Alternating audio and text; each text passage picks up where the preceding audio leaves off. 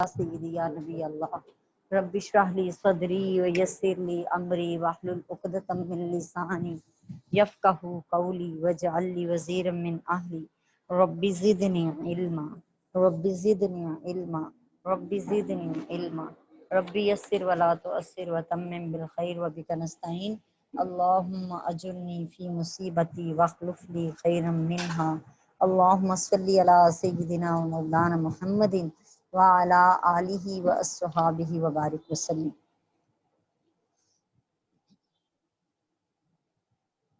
جامعہ دختران اسلام کے ترجمۃ القرآن کورس میں آپ سب کو خوش آمدید ہے۔ لاسٹ جو کلاس ہوئی ہے اس میں ہم نے بھی اپنا پہلی آیت ہی پڑھ رہے تھے کہ ہمارا ٹائم پورا ہو چکا تھا۔ انشاءاللہ تعالیٰ اسی کو آگے سٹارٹ کریں گے۔ ترجمہ پڑھتی جاؤں گی کیونکہ ہم نے آیت پڑھ چکے ہیں، ترجمہ پڑھتی جاؤں گی، ساتھ میں اس کی تفسیر بیان کریں گے۔ اعوذ باللہ من الشیطان الرجیم، بسم اللہ الرحمن الرحیم۔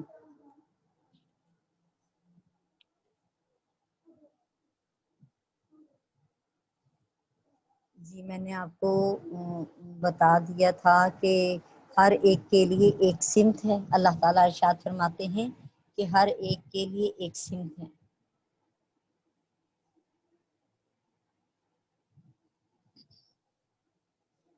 جس کی طرف وہ منہ کر کے نماز پڑھتا ہے یا وہ عبادت کرتا ہے۔ تو اس کے حوالے سے معنی بیان کر دیا تھا کہ ہر علاقے کے مسلمانوں کے لیے کعبے کی ایک سمت ہے۔ پوری دنیا میں وہ سمت مشرق میں بھی ہو سکتی ہے، مغرب میں بھی، شمال میں بھی، جنوب میں بھی، لیکن اصل ان کی سمت میں جس طرف بھی کعبہ آتا ہے اس طرف کو منہ کرنا لازم ہے۔ دوسری تفسیر اس کی یہ تھی کہ اصحاب شریعت اور رسولوں میں سے ہر ایک کا الگ الگ قبلہ ہے جس کی طرف وہ منہ کرتے ہیں۔ مقربین کا قبلہ عرش ہے، روحانیین کا قبلہ کرسی ہے، کروبین کا قبلہ بیت المعمور ہے، انبیاء سابقین کا قبلہ بیت المقدس ہے، اور آپ نبی کریم علیہ الصلوۃ والسلام کا قبلہ کعبۃ اللہ ہے۔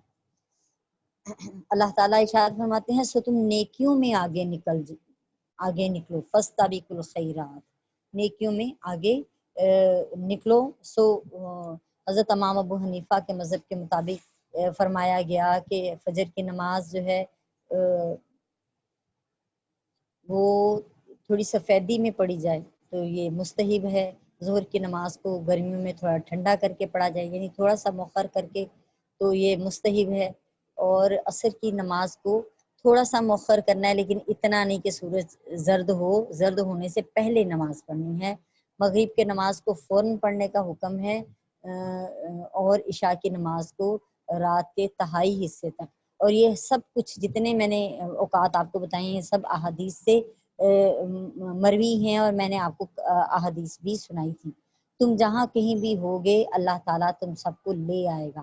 اس سے مراد یہ ہے کہ مشرق، مغرب، شمال، جنوب، جہاں کہیں پہ بھی تم لوگ نماز پڑھو گے اللہ تعالیٰ ان نمازیوں کو عین کعبے کی رخ میں ہی ان کی نماز کو قرار دے گا۔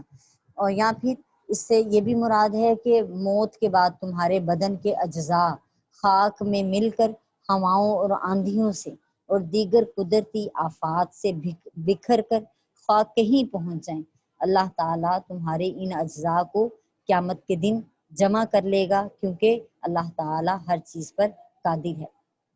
اس کے بعد ہم نے پڑھا کہ اللہ تعالیٰ حکم فرما رہے ہیں کہ آپ جہاں سے بھی باہر نکلیں اپنا منہ مسجد الحرام کی طرف پھیر لیں، اور بے شک یہ آپ کے رب کی طرف سے برحق ہے۔ اس کے بعد پھر فرمایا ہے رسول کریم علیہ السلام آپ جہاں سے بھی باہر نکلیں اپنے منہ کو مسجد الحرام کی طرف پھیر لیں۔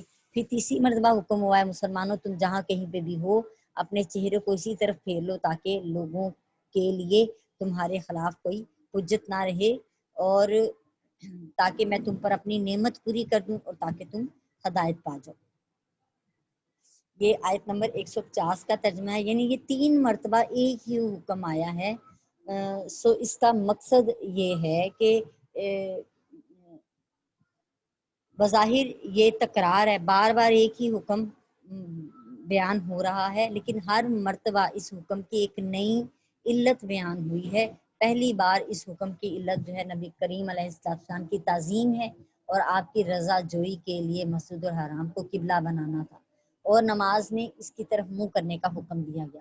جو دوسری مرتبہ اس کا حکم آیا اس کا مقصد یہ تھا کہ اللہ تعالیٰ کی عادت یہ ہے کہ ہر قوم کے لیے الگ الگ قبلہ ہے، تو جس طرف وہ منہ کر کے نماز پڑھتے ہیں، سو اس نے مسلمانوں کا قبلہ مسجد الحرام کو بنا دیا اور اسی کی طرف منہ کرنے کا سب مسلمانوں کو حکم دے دیا۔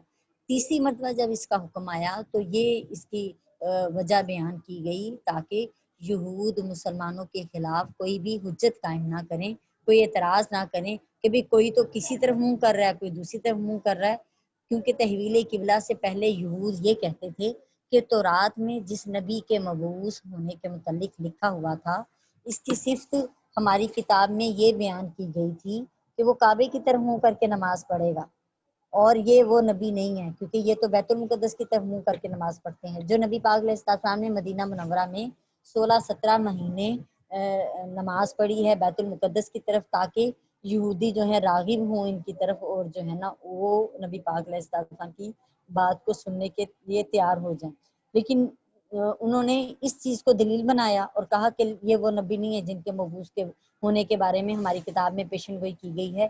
سو مسلمانوں کو تیسری بار بھی اسی وجہ سے مسجد الحرام کی طرف منہ کر کے نماز پڑھنے کا حکم دیا گیا تاکہ یہودی مسلمانوں پر اعتراض نہ کریں اور ان کو اس چیز کا پتہ چل جائے کہ ہمارے نبی کریم علیہ السلام کعبۃ اللہ ہی کی طرف نماز پڑھنے والے ہیں۔ سو تم ان سے نہ ڈرو بلکہ مجھ ہی سے ڈرا کرو تاکہ میں تم پر اپنی نعمت پوری کر دوں۔ یعنی یہود و نصارہ تمہارے قبلے پر جو چہ مغیاں کرتے ہیں، اعتراض اٹھاتے ہیں، تان زنی کرتے ہیں، تم اس سے مت ڈرو، بلکہ اور ان کے اعتراضات کی وجہ سے کعبے کی طرف منہ کر کے نماز پڑھنے کو نہ چھوڑو، بلکہ اس اگر چھوڑنا ہے کچھ، بلکہ اس کو چھوڑنے کی وجہ سے میرے عذاب سے ڈرو۔ وخشونی کا جو لفظ ہے کہ مجھ ہی سے ڈرو، ان سے نہ ڈرو، ان کی باتوں سے نہ گھبراؤ، معاشرے کے لوگوں کی باتوں سے نہ گھبراؤ، بلکہ جب تمہیں میرے حکم کا پتہ چل جائے تو پھر مجھ سے ڈرو بس، کیونکہ میں نے تمہاری پکڑ پوچھ کرنی ہے، میں نے تمہاری جو ہے آخرت میں جزا اور سزا تمہیں دینی ہے۔ سو انسان ہر وقت اللہ کے عذاب کو اپنے پیش نظر رکھے اور ہر کام کے وقت صرف یہ دیکھے کہ اس کام کے کرنے یا نہ کرنے سے اللہ راضی ہوتا ہے یا ناراض ہوتا ہے۔ یہ بندے کا کام ہے ہر معاملے میں، وہ کسی بھی درجے کا معاملہ ہے، دینی ہے، دنیاوی ہے، اصل میں دین کہتے ہی اس کو ہے جو دنیا میں اس کو امپلیمنٹ کرتا ہے، ورنہ دین کوئی علیحدہ چیز نہیں ہے اور دنیا کوئی علیحدہ چیز نہیں ہے۔ دین دنیا کے اندر امپلیمنٹ کرنے کا ہی نام ہے کہ زندگی ہم نے کس طریقے سے گزارنی ہے۔ ہماری تہذیب، مسلمانوں کی تہذیب اس قرآن میں بیان کر دی گئی ہے۔ یہ ناچ گانا اور ننگے تڑنگے ہو کے رہنا ہمارا مذہب نہیں ہے، ہمارا دین نہیں ہے، نہ یہ ہماری تہذیب ہے۔ حضرت امام ترمذی بیان کرتے ہیں، حضرت معاذ بن جبل رضی اللہ تعالیٰ عنہ سے روایت ہے کہ نبی کریم علیہ السلام کا ایک شخص کے پاس سے گزر ہوا، وہ دعا کر رہا تھا، اے اللہ میں تجھ سے صبر کا سوال کرتا ہوں۔ رسول اللہ صلی اللہ علیہ وآلہ وسلم نے فرمایا، تم نے بلا کا سوال کیا ہے، مصیبت کا سوال کیا ہے، اللہ تعالیٰ سے عافیت مانگو۔ ایک اور شخص کے پاس سے آپ کا گزر ہوا، وہ دعا کر رہا تھا، اے اللہ میں تجھ سے آپ کی پوری نعمت کا سوال کرتا ہوں۔ آپ نے فرمایا، اے ابن آدم کیا تم جانتے ہو کہ تمام نعمت کیا ہے؟ اس نے کہا، یا رسول اللہ صلی اللہ علیہ وآلہ وسلم میں نے نیکی کی توقع پر دعا کی ہے۔ آپ نے فرمایا، تمام نعمت جنت میں داخل ہونا ہے اور جہنم سے نجات پانا ہے۔ اور ایک شخص کے پاس سے گزر ہوا تو وہ یہ کہہ رہا تھا، یا ذوالجلال والاکرام، یا ذوالجلال والاکرام۔ سو اللہ کی اسم پاک کو اس اسم پاک سے مخاطب کر کے دعا مانگ رہا تھا۔ آپ نے فرمایا، تمہاری دعا قبول ہوگی جو بھی تم سوال کرو گے۔ سو پتہ یہ چلا کہ یا ذوالجلال والاکرام کہہ کے اپنے مالک سے دعا مانگیں اور نیکی کی توقع رکھتے ہوئے اللہ سے پوری نعمت کا سوال کریں، اور وہ پوری نعمت کیا ہے؟ جنت میں داخل ہونا اور جہنم سے بچ جانا، اور یہ سب کچھ اللہ کے فضل سے ہونا ہے انشاءاللہ تعالی۔ سو عافیت مانگنی چاہیے اپنے مالک سے، نہ کہ صبر۔ کیونکہ ہم اللہ کے آزمائشوں کا جو ہے آزمائشوں پہ پورے نہیں اتر سکتے، نہ ہی ان آزمائشوں کو فیس کر سکتے ہیں۔ سو اس لیے نبی پاک علیہ السلام کا بھی حکم عالی شان ہوا کہ عافیت طلب کرو۔ اللہ تعالیٰ نے ارشاد فرمایا کہ اسی طرح ہم نے اعوذ باللہ من الشیطان الرجیم بسم اللہ الرحمن الرحیم آیت نمبر 191 ہے، کما ارسلنا فیکم رسولا منکم یتلو علیکم آیاتنا ویزکیکم ویعلمکم الکتاب والحکمت ویعلمکم ما لم تکونوا تعلمون، جیسے کہ ہم نے بھیجا تم میں ایک رسول تم ہی میں سے، وہ تلاوت کرتے ہیں تم پر ہماری آیتیں اور پاک کرتے ہیں تمہیں اور سکھاتے ہیں تم کو کتاب اور حکمت، اور وہ کچھ تمہیں سکھاتے ہیں جو تم نہیں جانتے تھے۔ تو یہاں پہ اللہ تعالیٰ نے فرمایا کہ میں نے تم میں اپنا ایک عظیم رسول بھیجا۔ اس آیت کیونکہ پیچھے آیت گزری ہے، سو تشبیہ دی گئی ہے کہ جس طرح تم پر اپنی نعمت پوری کروں گا اسی طرح تم کو آخرت میں جنت میں داخل کر دوں گا، اسی طرح میں نے دنیا میں بھی تم پر ایک عظیم رسول بھیج کر اپنی نعمت پوری کر دی ہے۔ یعنی جس نے اس آخرت کی نعمت کو پانا ہے اس کو چاہیے کہ دنیا میں جو پوری نعمت بھیجی گئی ہے اس نعمت کا احسان مانے، اس نعمت کا فائدہ اٹھائے، اور وہ نعمت دنیا میں بھیجی گئی ہر نعمت میں سے سب سے بڑھ کر جو نعمت ہے وہ ہمارے نبی پاک علیہ السلام کی ذات ہے اور ان پر نازل ہونے والا کلام قرآن مجید ہے۔ سو یہ سب سے بڑی نعمت ہے ہم پر جو اتاری گئی ہے۔ سو ایک مومن کا، ایک کلمہ گو کا حق ہے کہ وہ جو بھی اللہ تعالیٰ پر ایمان رکھتا ہے، جو بھی اللہ تعالیٰ کے دیے ہوئے سانس لیتا ہے، اس کو چاہیے کہ وہ اللہ کے سوا کسی کی عبادت نہ کرے اور اللہ کی ذات کے ساتھ کسی کو شریک نہ ٹھہرائے، اور نبی پاک علیہ السلام کو ان کا سچا نبی جانے، اور جو ان پر کتاب نازل ہوئی ہے اس کے ایک ایک حکم کو مانے اور بساط بھر اس پر چلنے کی کوشش کرے۔ سو یہاں پہ جو کہی گئی کہ آپ تزکیہ فرماتے ہیں تو تلاوت فرماتے ہیں آیات کی، تو اشارہ کیا گیا کہ آپ امی تھے، یعنی آپ ان پڑھ تھے، کسی مدرسے میں نہیں پڑھے، کسی اسکول میں پڑھے، کبھی کتاب کاپی پین نہیں پکڑا اور کبھی بھی کچھ لکھنا نہیں سیکھا، لیکن جو ہے اس کے باوجود اللہ تعالیٰ نے آپ کو فصیح و بلیغ بنایا اور آپ کو غیب کی خبریں عطا فرمائیں۔ سو اس لیے اسی نبوت کی طرف اشارہ ہے کہ اس کے باوجود بھی آپ اتنا بڑا کلام جو ہے تلاوت کر کے سنا رہے ہیں اور بنی نوع انسان کی دنیا اور آخرت کی اصلاح کر رہے ہیں، ان کے فلاح کے لیے ایک مکمل نظام حیات پیش کر رہے ہیں، تو یہ بھی اللہ تعالیٰ کی طرف سے خاص نعمت ہے اور یہ خاص معجزہ ہے آپ پر کہ امی نبی ہونے کے باوجود ساری کائنات کا جو ہے علم جو اللہ نے ان کو عطا فرمایا وہ رکھتے ہیں۔ اور نبی پاک علیہ السلام کی نعت بیان ہوئی کہ وہ رسول تمہارا تزکیہ کرتے ہیں۔ تزکیہ کے معنی ہیں تحسین کرنا، بڑھانا اور پاک کرنا۔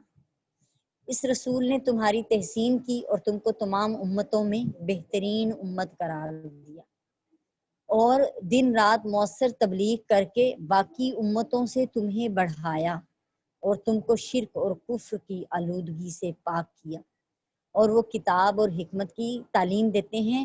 وہ کتاب سے مراد قرآن مجید ہے اور حکمت سے مراد نبی پاک علیہ السلام کی سنت مبارکہ ہے۔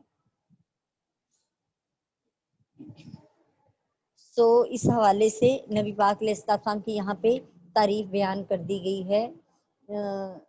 یہاں پہ اس حوالے سے بتا دیں کہ رسولوں کا بھیجنا محض اللہ تعالیٰ کا بندوں پر لطف ہے اور اس کی رحمت ہے اور اس کی بے شمار حکمتیں ہیں، اور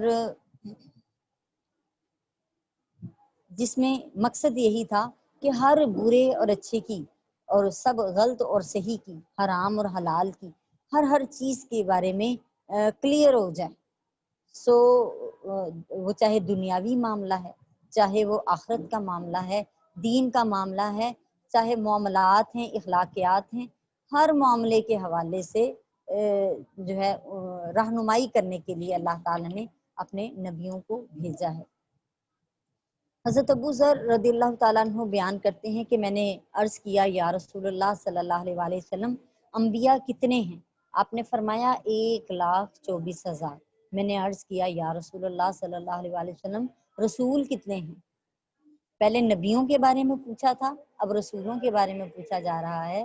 تو فرمایا کہ رسول جو ہیں وہ 313 ہیں۔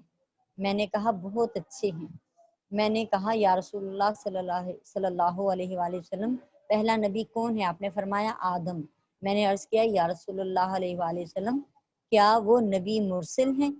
آپ نے فرمایا ہاں، اللہ تعالیٰ نے ان کو اپنے ہاتھ سے پیدا کیا اور ان میں اپنی پسندیدہ روح پھونکی، پھر ان کو اپنے سامنے بنایا۔ پھر آپ نے فرمایا ابو ذر،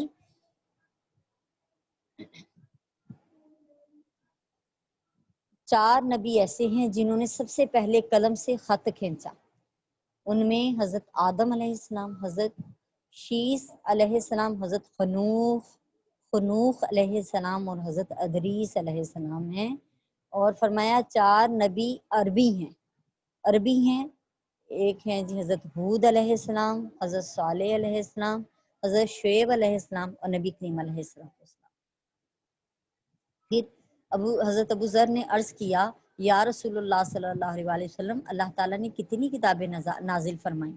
آپ نے فرمایا 100 صحیفے اور 4 کتابیں، 100 صحیفے اور 4 کتابیں۔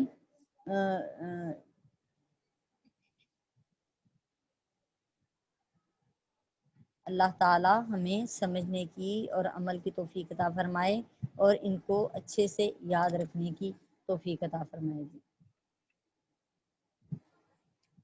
جی آگے ہم نے پڑھا ہے کہ سو تم مجھے یاد کرو میں تمہیں یاد کروں گا، فاذکرونی اذکرکم واشکروا لی ولا تکفرون۔ پس تم مجھے یاد کرو میں تمہیں یاد کروں گا اور میری ناشکری نہ کرو۔ کسی عمل کے وقت کو تم میرے امر اور نہیں کو یاد کرو، یعنی میرے حکم کے مطابق کسی کام کو کرو یا میرے منع کرنے کے مطابق کسی کام سے رکو، تو میں تم کو اس عمل کی جزا سے یاد کروں گا۔ تم مجھے عبادت اور اطاعت سے یاد کرو، میں تم کو ثواب سے یاد کروں گا۔ ایک قول یہ ہے کہ تم مجھے راحت میں مجھے عبادت اور دعا سے یاد کرو، میں مصیبت میں تمہیں عطا اور نعمت سے یاد کروں گا۔ ایک قول یہ ہے کہ تم مجھ کو سوال سے یاد کرو، میں تمہیں عطا سے یاد کروں گا۔ ایک قول یہ بھی ہے کہ تم مجھے توبہ سے یاد کرو، میں تمہیں عفو و کرم سے یاد کروں گا۔ تم مجھے دنیا میں یاد کرو، میں تمہیں آخرت میں یاد کروں گا۔ کیونکہ قرآن پاک کی ایک آیت کریمہ ایسی بھی آئی کہ جس کا مفہوم یہ تھا کہ قیامت والے دن اللہ تعالیٰ ان کو ایسے ہی بھلا دے گا جیسے دنیا میں انہوں نے ہماری اس آخرت کی ملاقات کو بھلا رکھا تھا۔ اللہ پاک کہتے ہیں میں بھی قیامت والے دن ان کو ایسے ہی نظر انداز کروں گا جیسے دنیا میں یہ میری آیتوں کو نظر انداز کرتے تھے، میرے احکامات کو نظر انداز کرتے تھے۔ فَاذْکُرُونِی اذکرکم، کبھی ذکر زبان سے بھی ہوتا ہے، تم مجھے یاد کرو، ذکر کا مطلب یاد کرنا ہے، اللہ کی حمد و ثنا کرنا، تسبیح کرنا، قرآن مجید کی تلاوت کرنا، واعظ و نصیحت کرنا، اور کبھی ذکر دل سے کرنا، اللہ تعالیٰ کی ذات اور صفات کے دلائل پر غور و فکر کرنا، یہ سب ذکر ہیں، یہ سب ذکر ہیں۔ اور بزرگوں نے کہا کہ یہ سب سے اعلیٰ قسم کا ذکر ہے جو دلائل کے ساتھ اللہ کی ذات اور صفات پر غور و فکر کرنا ہے۔ اور الحمدللہ یہ اللہ کا فضل اور کرم ہوا ہے کہ ہم قرآن کھول کے بیٹھ گئے ہیں، ہم یہ سن رہے ہیں، سمجھ رہے ہیں اور اس پہ غور و فکر کر رہے ہیں، اللہ تعالیٰ کی ذات سے جڑ گئے ہیں، قرآن کے ایک ایک حرف کو سمجھنے کی کوشش میں لگ گئے ہیں۔ کچھ لوگ ایسے ہیں جو دنیا کا مال سیکھ رہے ہیں، کچھ لوگ ایسے ہیں جو دنیا کا علم سیکھ رہے ہیں، جس میں دنیا کی زندگی میں ان کو فائدہ ہونا ہے، دنیا کا مال ان کے لیے بڑھ جانا ہے۔ آپ لوگ جو سیکھ رہے ہیں، ہم لوگ جو سیکھ رہے ہیں، ہم سب جو سیکھ رہے ہیں، یہ آخرت کا مال اکٹھا ہوگا، اور آخرت زیادہ اچھی ہے دنیا سے، کیونکہ اللہ تعالیٰ قرآن پاک میں فرماتے ہیں کہ جو اللہ کے پاس ہے وہ زیادہ باقی رہنے والا ہے، کبھی نہ ختم ہونے والا، اور زیادہ اچھا ہے، خیر پر مبنی ہے اور ہمیشگی والا ہے۔ اللہ تعالیٰ ہماری اس کوشش کو قبول و منظور فرمائے اور اس سے اچھی نوکری کرنے کی توفیق عطا فرمائے۔ اللہ تعالیٰ کے احکام بجا لانے کے طریقوں پر غور کرنا، اللہ تعالیٰ کی مخلوق کے اسرار پر غور کرنا۔ کبھی اعضاء سے ذکر ہوتا ہے، جیسے اپنے جسم کے تمام اعضاء کو اللہ تعالیٰ کی اطاعت میں صرف کرنا۔ عام مومنین کا ذکر زبان سے ذکر کرنا ہے، اور جو ہیں جو خاص ہیں وہ دل سے ذکر کرتے ہیں، اور دونوں ہی ذکر اچھے ہیں، اور دونوں ہی نبی پاک علیہ السلام سے جو ہیں ثابت ہیں۔ امام ابن ماجہ حضرت عبداللہ بن بصر سے روایت کرتے ہیں کہ ایک اعرابی نے عرض کیا، یا رسول اللہ صلی اللہ تعالی علیہ وآلہ وسلم، اسلام کے احکام بہت ہیں، مجھے کوئی ایسی چیز بتا دیجئے جو میں اپنے اوپر لازم کروں۔ آپ نے فرمایا، تم اپنی زبان کو اللہ کے ذکر سے ہمیشہ تر رکھو۔ نیز حضرت ابو ہریرہ رضی اللہ تعالیٰ عنہ بیان کرتے ہیں کہ آپ نے فرمایا، اللہ تعالیٰ فرماتا ہے، جب بندہ میرے ذکر سے اپنے ہونٹ ہلاتا ہے تو میں اس کے ساتھ ہوتا ہوں۔ یعنی ایسی قربت ہے جو ملتی ہے اللہ کو یاد کرنے سے۔ خاص مومنین اور عارفین دل کے ساتھ ذکر کرتے ہیں، ان کے دل میں ہر وقت صرف اللہ کی یاد رہتی ہے، اور وہ اپنے دل میں غیر کا خیال نہیں آنے دیتے۔ ذکر کا اصلی معنی یاد کرنا ہے۔ قرآن مجید میں ہے، وَاذْكُرْ رَبَّكَ إِذَا نَسِيتَ، جب آپ بھول جائیں تو اپنے رب کو یاد کریں۔ زبان سے ذکر کو بھی اس لیے ذکر کہتے ہیں کہ زبان دل کی ترجمانی کرتا ہے، تاہم بغیر حضور قلب کے فقط زبان سے ذکر کرنا بھی فائدے سے خالی نہیں ہوگا۔ ابو عثمان سے کسی نے شکایت کی کہ ہم زبان سے ذکر کرتے ہیں مگر دل میں اس کی حلاوت محسوس نہیں کرتے۔ انہوں نے کہا، اس پر بھی اللہ کا شکر ادا کرو، اس نے کم از کم تمہارے ایک عضو کو، یعنی جسم کے ایک حصے کو تو اپنی اطاعت میں لگا دیا ہے۔ ابو عثمان نہدی فرماتے ہیں کہ میں اس وقت کو جانتا ہوں جب اللہ تعالیٰ مجھے یاد کرتا ہے۔ پوچھا گیا وہ کون سا وقت ہے؟ انہوں نے کہا کہ جب میں اللہ کو یاد کرتا ہوں تو اللہ مجھے یاد کر رہا ہوتا ہے، کیونکہ قرآن میں آیا ہے، فَاذْكُرُونِی أَذْكُرْکُم، تم مجھے یاد کرو میں تمہیں یاد کروں گا۔ تو یعنی ایسا یقین ہے کہ جو ہے دل کے ساتھ یاد کیا جاتا ہے اللہ تعالیٰ کو، یقین کے ساتھ جو ہے پکارا جاتا ہے، اور اللہ سنتا ہے۔ اس سے زیادہ قریب کوئی نہیں، کہ وہ شہرگ سے بھی زیادہ قریب ہے۔ نبی پاک علیہ السلام ایک مرتبہ مسجد نبوی میں تشریف لائے، اور آپ نے دیکھا کہ 2 محفلیں لگی ہیں۔ ایک گروہ جو ہے وہ اللہ کا ذکر کر رہا ہے زبان کے ساتھ، اور ایک گروہ جو ہے وہاں پہ قرآن کی تعلیم سکھائی جا رہی ہے۔ نبی پاک علیہ السلام نے فرمایا، دونوں گروہ ہی بھلائی پر ہیں، اچھا کام کر رہے ہیں، لیکن آپ جو ہے جہاں قرآن سکھایا جا رہا تھا ان لوگوں کے درمیان بیٹھ کے، اور کہا کہ مجھے اللہ تعالیٰ نے معلم بنا کر بھیجا ہے۔ اللہ تعالیٰ کا کروڑ دفعہ شکر اور احسان ہے کہ اس نے ہمیں ایسی ہی محفل میں، ایسے ہی گروہ میں شامل کر لیا ہے جس میں ہم قرآن سنا رہے ہیں اور سن رہے ہیں اور اس کو سیکھ رہے ہیں، اور ہم سب اس نیت کے ساتھ بیٹھے ہوئے ہیں کہ اللہ تعالیٰ جی ہمیں اپنا صحیح سمجھ بوجھ اس قرآن کی عطا فرما دیجئے کہ ہمارے لیے ہدایت کے راستے کھل جائیں اور ہم اس پر عمل پیرا ہو جائیں، اور ہمارے لیے دنیا کی منزلیں اور آخرت کی منزلیں آسان ہو جائیں، قبر اور حشر کی منزلیں آسان ہو جائیں۔ اللہ تعالیٰ فرماتے ہیں میرا شکر ادا کرو اور میری ناشکری نہ کرو۔ اس آیت کا مطلب یہ ہے کہ عبادت کر کے میرا شکر ادا کرو اور نافرمانی کر کے میری ناشکری نہ کرو۔ اس کا معنی یہ بھی ہے کہ میری نعمتوں کا اعتراف کر کے میری حمد و ثنا کرو۔ شکر کا معنی یہ ہے کہ شکر کا معنی یہ ہے کہ انسان نعمت دینے والے کا احسان مند ہو، اس کے احسان کی قدر کرے، اس کی دی ہوئی نعمت کو اس کی مرضی کے مطابق استعمال کرے۔ جیسے اللہ نے آنکھ لگا دی ہے، اللہ تعالیٰ نے کان لگا دیا ہے، زبان دے دی ہے، اللہ تعالیٰ نے ہمیں سونگنے کی حص عطا کر دی ہے، دل دے دیا ہے، دماغ دے دیا ہے سوچنے کے لیے۔ انسان اپنی آنکھ کو وہی دکھائے جس کا مالک حکم دے، اس کے علاوہ آنکھ کو کچھ نہ دکھائے۔ کان کو وہی سنائے جس کا حکم، جس کام کے لیے یہ کان بنائے گئے ہیں۔ اگر وہ نہ سنیں جس کے لیے کان بنائے گئے ہیں تو پھر یہ کان کس کام کے ہیں؟ اور یہ آنکھیں جو ہیں، اگر قرآن پاک میں آتا ہے جس کا مفہوم یہ ہے کہ اللہ پاک فرماتے ہیں اگر میں ان کے آنکھوں کے نشان ہی مٹا دوں، ان کافروں کے آنکھوں کے نشان ہی مٹا دوں تو کہاں سے یہ دیکھیں گے راستے؟ اور کدھر کو یہ چل سکیں گے؟ یعنی اگر ان کے اوپر آنکھوں کے اوپر بھی کھال ہی چڑھا دی جائے تو کیا بنے گا؟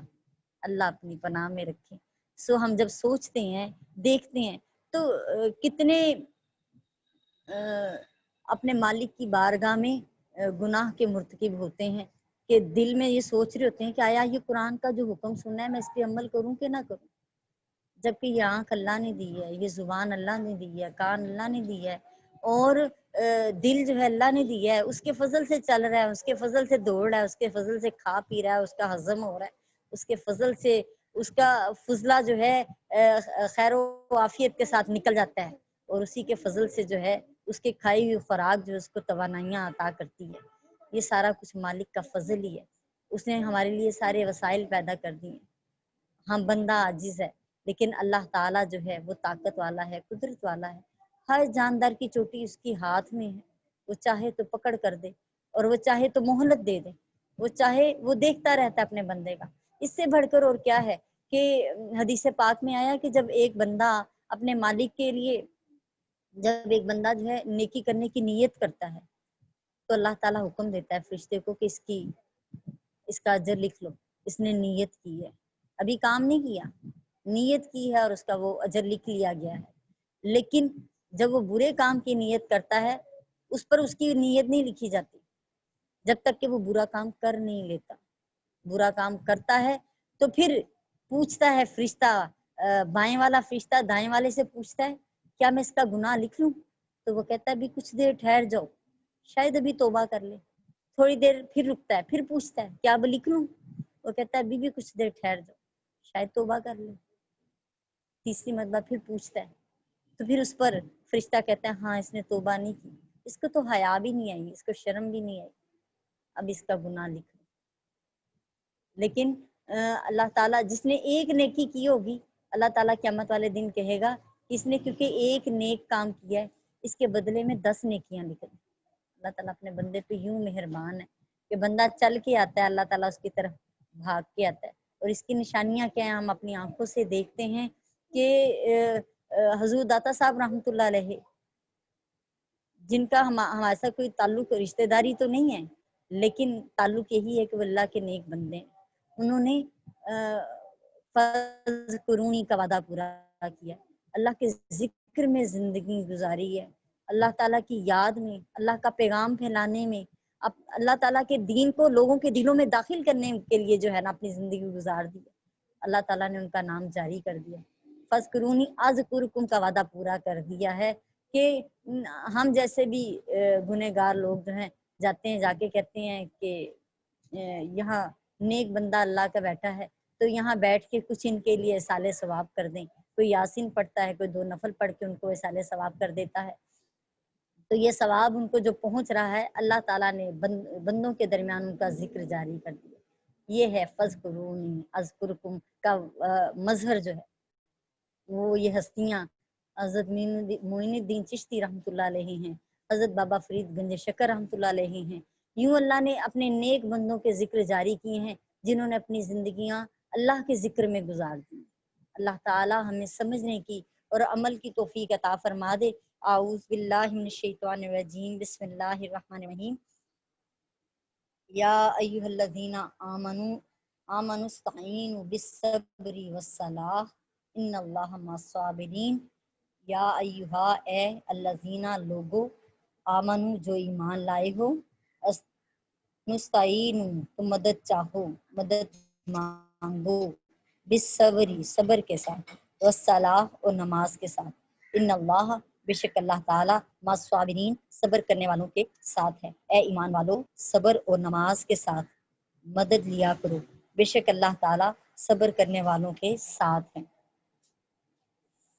اس آیت میں 2 وجہوں سے صبر کا حکم دیا گیا ہے۔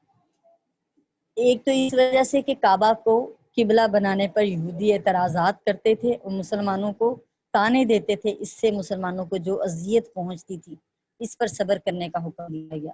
دوسری وجہ یہ ہے کہ اس سے پہلے آیت میں اللہ تعالیٰ کا ذکر کرنے کا حکم دیا ہے، اور یہ حکم ہر قسم کی عبادات کو بجا لانے کے حکم کے مترادف ہے، اور عبادات میں جو مشقت برداشت کرنی پڑتی ہے اس پر صبر کرنے کا حکم ہے۔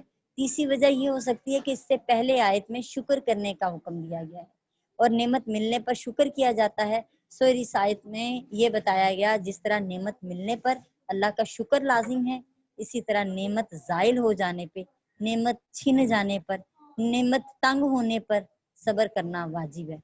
صبر کے ساتھ ساتھ نماز پڑھنے کا حکم دیا گیا ہے، کیونکہ مسائل